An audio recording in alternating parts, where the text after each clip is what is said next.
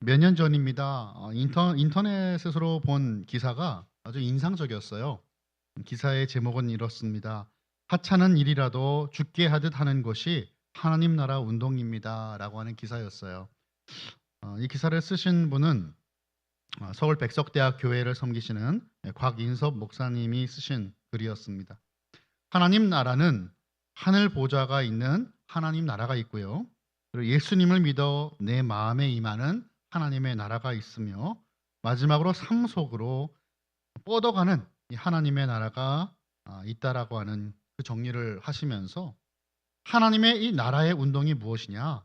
영혼 구원만이 아니라 이 세상에 있는 모든 분야에 그리스도의 주되심을 실현하려고 하는 운동이다라고 하는 그 기사였습니다. 곽인선 목사님께서 예를 들어서 사용하신 이야기가 영국의 노예 무역 제도를 없애는데 쓰임 받았던 윌리엄 윌버포스의 이야기를 넣으셨어요. 예수님을 믿게 되고 정치를 이제 그만두려고 했습니다. 그의 나이 25세였습니다. 은퇴를 막은 사람이 있었는데 그는 대학 동기 윌리엄 피트라고 하는 사람이었대요. 그리고 어메이징 그레이스라고 하는 놀라운 찬양이죠. 우리가 익히 알고 있는 나 같은 죄인 살리신 찬송을 지으신 존 뉴턴 목사님도 윌버포스에게 정계에 남아 세상을 변화시킬 것을 부탁했다고 합니다. 삶의 영역에서 예수님의 생명이 흘러가는 것, 그렇게 흘러가게 하는 것이 결국 하나님 나라의 운동이죠. 하나님 나라 하면 참 멀리 있는 것으로 생각합니다. 하지만 그렇지 않습니다. 우리의 삶 가운데 그리스도의 주권을 선포하며 실현되게 하는 모든 것, 내 삶의 모든 영역이 주님의 왕되심이 회복되게 하는 것, 여러분, 이것이 바로 하나님 나라 백성의 모습이겠죠. 골로새서 2장 6절을 말씀을 보니까 이렇게 말씀이 돼 있어요. 그러므로 너희가 그리스도 예수를 주로 받았으니 그 안에서 행하되라고 말씀합니다. 하나님 나라의 백성, 예수님을 믿는 성도는 행함이 따릅니다. 믿기 때문에 행할 수밖에 없는 행함이 있다라는 거죠. 물론 행함으로 구원받는 게 아니죠. 우리도 알고 있습니다. 하지만 예수님을 믿는다면 행할 수밖에 없다라고 말씀하는 거예요. 달라진 삶입니다. 오늘 설교의 제목은 New Life예요. 새 생명. 이제는 새로운 생명을 얻었다, 달라졌다. 그렇다면 우리의 삶은 어떠한 삶을 살아야 하겠는가라고 하는 것이죠. 오늘 본문인 골로새서 3장은요. 거짓 교사들의 거짓된 가르침에 빠져 있었던 골로새 성도들에게 이제는 구체적으로 어떻게 살 것인가를 설명하고 있습니다. 예수님을 믿는 하나님 나라 백성이 이제는 어떻게 살아야 하겠는가를 말씀하는 것이죠. 예수님을 믿고 하나님의 자녀가 된 우리는 구원받기 이전과는 정반대의 방향의 그 삶을 살아야 합니다. 오늘 본문은 그것을 어떻게 증거할까요? 첫 번째는 바로 하늘의 것을 찾으라라고 말씀합니다. 우리 1절을 같이 읽어보겠습니다. 1절입니다. 시작. 그러므로 너희가 그리스도와 함께 다시 살리심을 받았으면 위의 것을 찾으라. 거기는 그리스도께서 하나님 우편에 앉아 계시느니라. 아멘.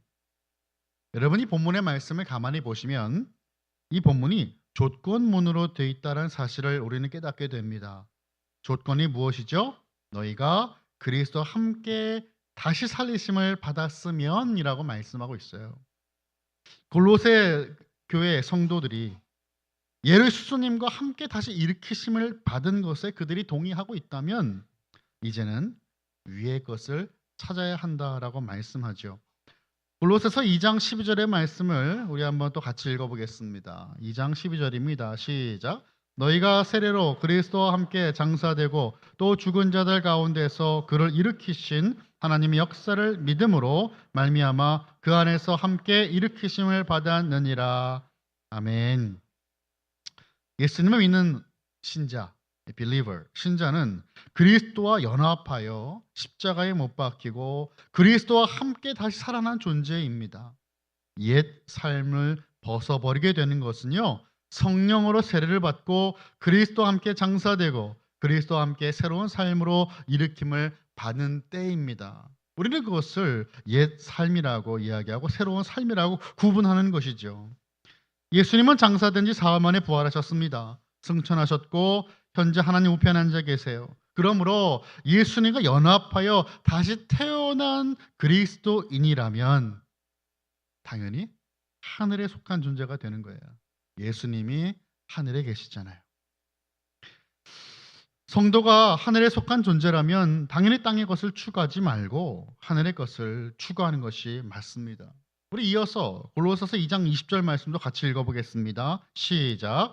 너희가 세상의 초등학문에서 그리스도와 함께 죽었거든 어찌하여 세상에 사는 것과 같이 규례에 순종하느냐.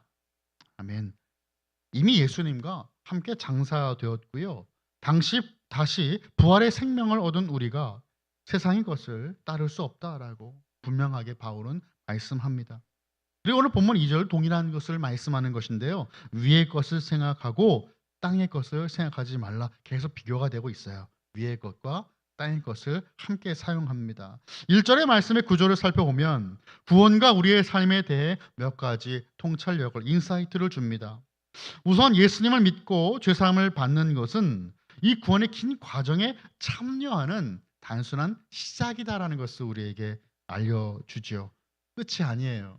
예수님 믿으면 다 됐고 승리했다 끝나는 것이 아니라 이제 시작이에요. 이제 시작입니다. 예수를 믿겠다고 헌신하고 세례를 받았습니다. 회심을 경험했다면 앞으로 어떻게 하나님의 나라의 백성으로 살아가는 것, 이것이 바로 중요한 과제인 것입니다. 사도 바울은 구원의 과정을 전제로 지금 말씀하고 있는 것이죠.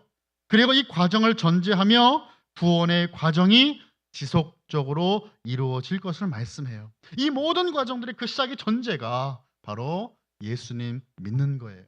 예수님을 믿고 회심을 하였고 새 사람을 입었다면 new life, 생명을 얻는 그 사람은 이제는 그 외의 것도 있다라는 것을 우리에게 말씀하는 것이죠. 그래서 바로 이 구원은 과정이라는 사실을 우리는 말씀을 통해 발견할 수 있는 것입니다.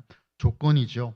위의 것을 추구해야 되는 핵심적인 이유는요, 성도의 영원한 생명 때문인데, 우리 3절 한번 우리 같이 읽어보겠습니다. 시작. 이는 너희가 죽었고 너희 생명이 그리스도와 함께 하나님 안에 감추어졌음이라. 아멘. 사도 바울이 말씀하는 이 구원의 과정과 그 이후의 삶에는요, 이 미래를 향한 여정이 포함되어 있어요.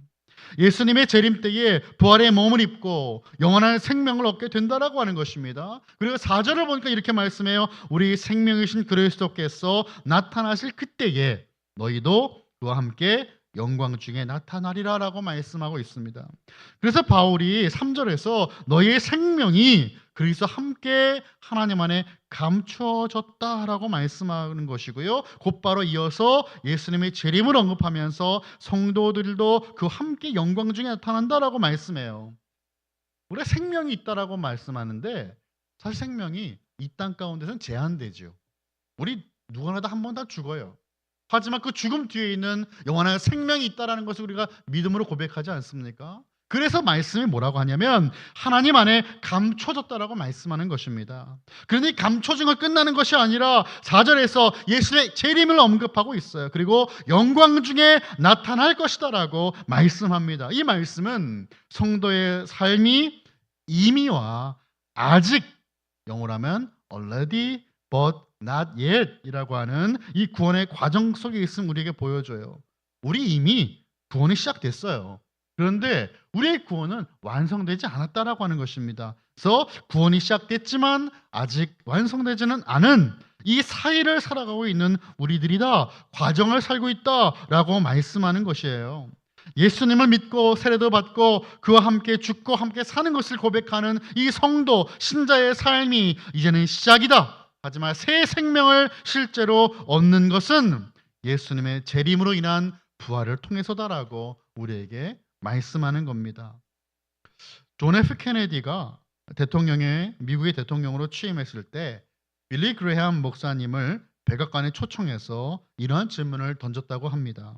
목사님, 인류 역사의 방향이 어디로 흘러가고 있다고 생각하십니까?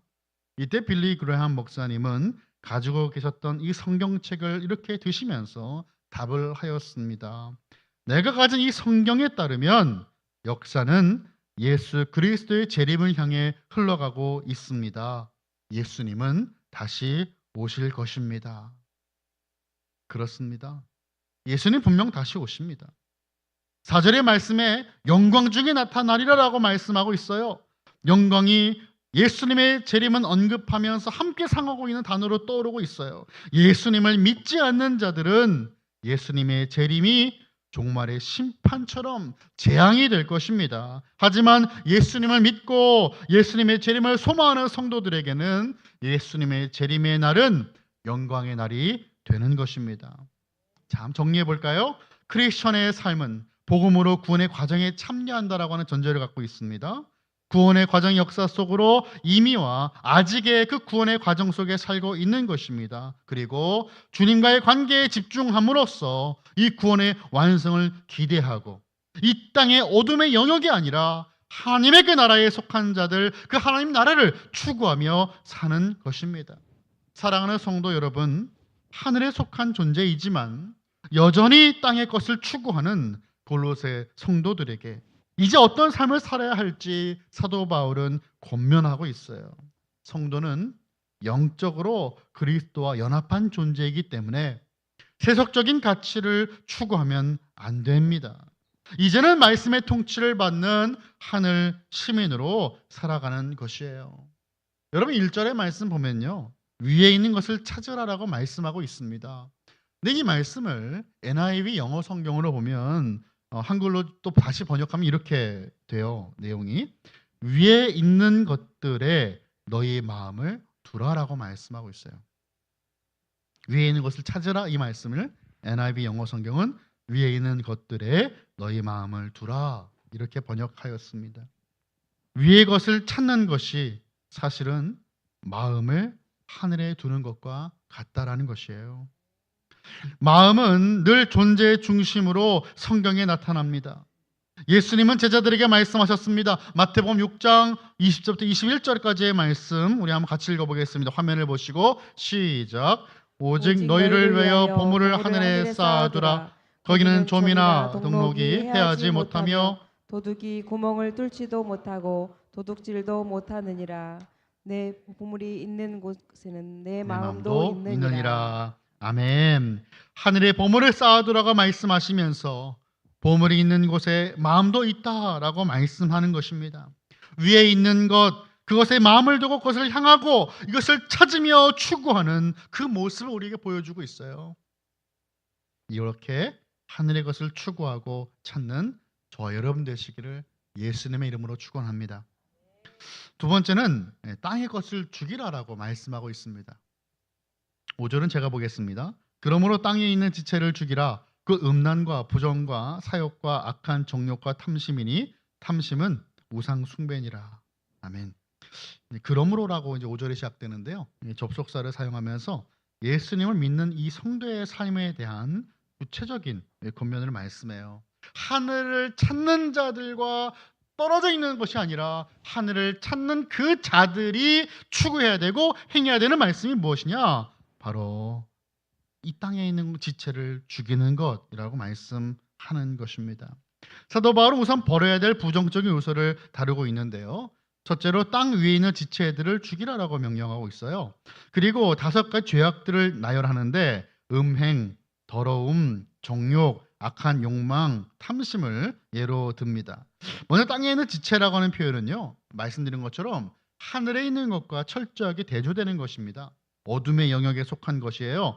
열거된 예들은 모두 개인적인 이 차원의 죄들이죠. 첫 번째 4개는 음란, 부정, 사욕, 악한 정욕은 성적인 영역에 대한 것이고요. 마지막 개인적인 탐심인데 이 모두 자기 만족만을 추구하는 공통점이 있어요.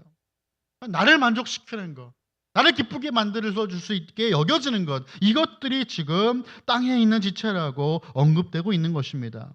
특별히 바울은 이 탐심을 우상 숭배와 연결하고 있죠. 하나님의 자리에 앉는다라는 얘기입니다.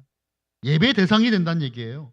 이 모든 것은 사람의 마음과 관련되어 있어요. 로마서 1장 28절의 말씀을 이렇게 말씀합니다. 또한 그들이 마음에 하나님 두기를 싫어하며 하나님께서 그들을 그 상실한 마음대로 내버려 두사 합당하지 못한 일을 하게 하셨으니라고 말씀하죠. 로마서 1장 28절의 말씀처럼 하나님을 마음에 두기 싫어하여 자신을 더 섬기는 근원적인 죄의 모습, 탐심을 그 마음의 한복판에 두었다라는 것이에요. 탐심은 죄악된 욕심입니다. 야고보서 1장 15절의 말씀 이렇게 말씀합니다. 욕심이 잉태한즉 죄를 낳고 죄가 장성한즉 사망을 낳느니라. 아멘. 욕심이 죄악의 뿌리가 되는 거예요. 무력에 사로잡힐 때 예수님이 아니라 물질이 우리의 지배자가 됩니다. 그리고 이어서 죽이라라고 또 명령하는데요. 이 죽다라는 이 말을 통해서 이 몇 가지 상황을 함께 담고 있는 어떤 일종의 언어 유희를 바울은 보여주고 있어요. 6절의 말씀은 이렇게 말씀하거든요. 이것들로 말미암아 하나님의 진노가 임하느니라라고 말씀했어요. 그런 일을 하는 자들에게 하나님의 진노가 임할 것이기 때문에 이 진노로 죽지 않기 위해서는 그러한 일들, 이 땅의 지체들, 죄악들을 죽여야 한다라고 말씀하는 거예요. 우리가 진노로 죽지 않으려면 이것을 죽여야 된다. 죄를 죽이고 악을 제거해야 된다라는 것을 우리에게 말씀하는 것입니다. 부정적 요소에 대한 두 번째 명령은 이제 버리라라고 명령하고 있는데요. 8절과 9절을 함께 보겠습니다. 8절 9절입니다. 시작. 이제는 너희가 이 모든 것을 벗어버리라. 곧 분함과 노여움과 악의와 비방과 너희 입에 부끄러운 말이라. 너희가 서로 거짓말을 하지 말라. 옛사람과 그 행위를 벗어버리고. 아멘. 8절은요. 이 모든 것을 벗어버리라라고 말하고 있고요. 9절은 옛사람과 그 행위를 벗어버리라라고 말씀합니다. 같은 의미죠. 그리스도인이 벗어버려야 될 행위를 보니까 분함, 노여움, 악의, 비방, 부끄러운 말과 거짓말이에요. 이 모두 다른 사람들과 관계에 대한 것이죠. 혼자 있는 것이 아니라 누군가의 관계 속에서 나타나는 일들이에요. 내 안에 있었던 이 악을 입과 나의 행동과 태도를 통해 밖으로 표출됩니다. 8절에서 5개의 악한 특성의 목록이 나오는데 우리가 살펴봤던 5절에 나오는 이 땅에 속한 마음들이 이제는 말과 행동으로 나타나게 됩니다. 우리들의 마음이 드러나게 되는 거예요. 9절을 보니까 옛 사람과 그 행위를 벗어버리라고 말씀하는데요. 만일 이 존재의 변화가 없는 이 빙의 문제, 내 자신의 존재, 이 존재의 변화가 없는 doing, 행위로만 변화가 된다면 여러분 어떤 모습이 보여질까요? 또 돌아갈 겁니다. 또 그 행동을 반복할 거예요. 왜요? 존재가 변화되지 않았기 때문이에요. 말은 그럴싸하게 하면서 내 안에 내면은 변하지 않았어요. 또 똑같은 죄악을 반복합니다. 여러분 이것은 위선적인 모습이에요. 위선입니다. 사도 바울은 골로새 성도들에게 그리스도인으로 이 땅에 살아갈 때 보여지고 포장하여 나타나는 것만 드러나는 걸 가르치는 것이 아니라 온전한 변화에 대해 말씀하고 있습니다.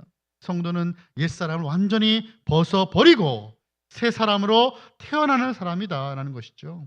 그리고 새 사람으로 태어났다면 더 이상 분함, 노여움, 악의, 비방, 부끄러운 말 이런 일들을 일삼아서는 안 된다라고 말씀하고 있어요.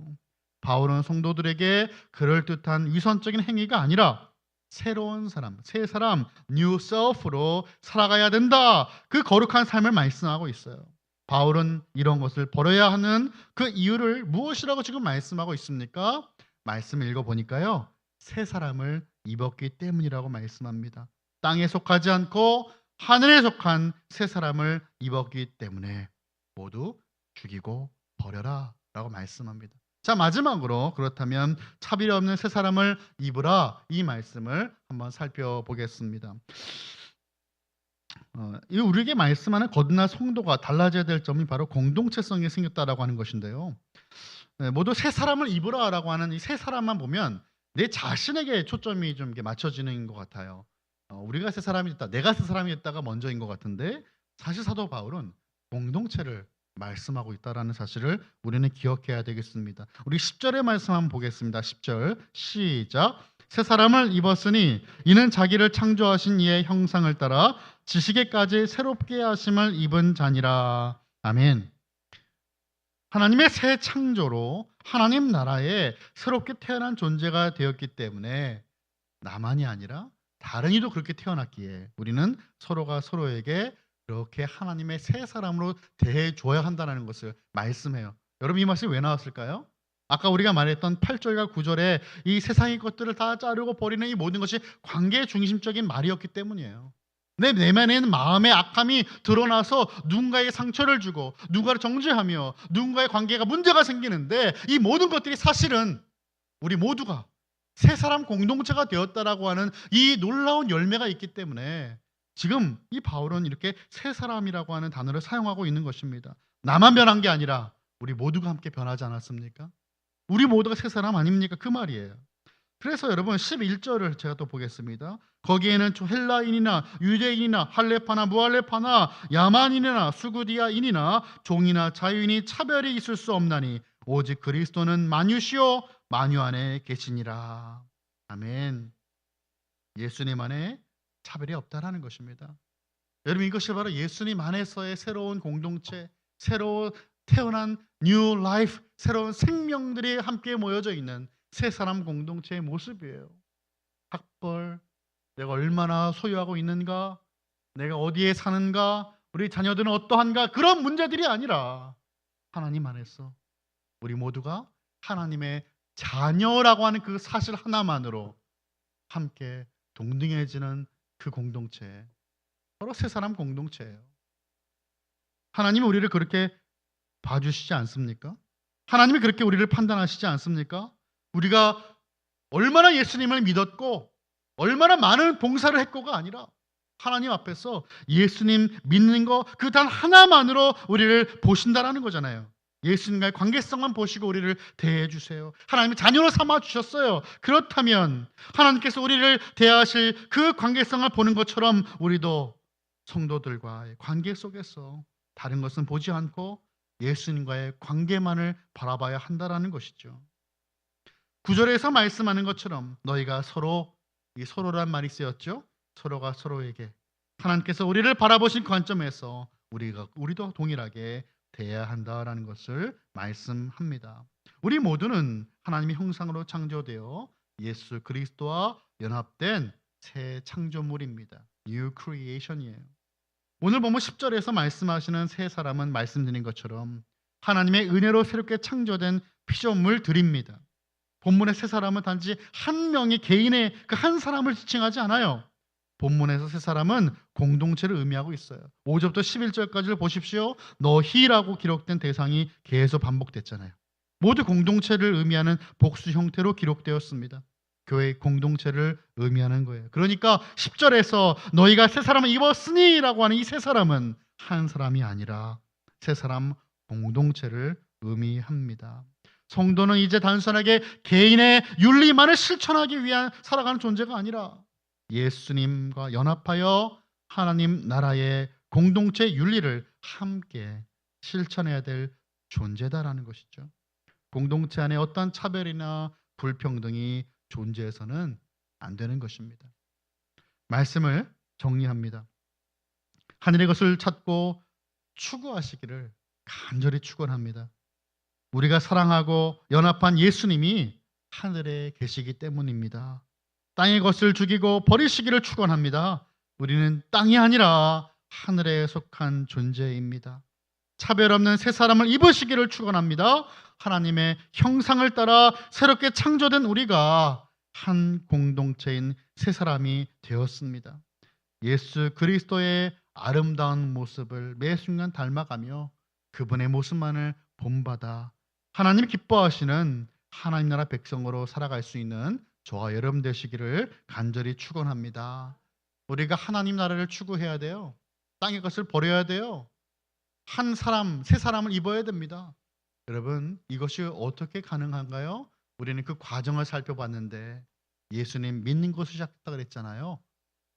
하나님 나라를, 그 하나님 나라를 우리가 어떻게 마음속으로 추구할 수 있습니까? 예수님을 사랑하는 것입니다. 그분을 더욱더 사랑하고 그분을 추구하며 하나님 나라를 향해 우리의 모든 마음을 쏟아 부을 수 있는 저와 여러분, 우리 칼빈의 모든 공동체 또한 새 사람 공동체 되시기를 예수 그리스도 이름으로 축원합니다.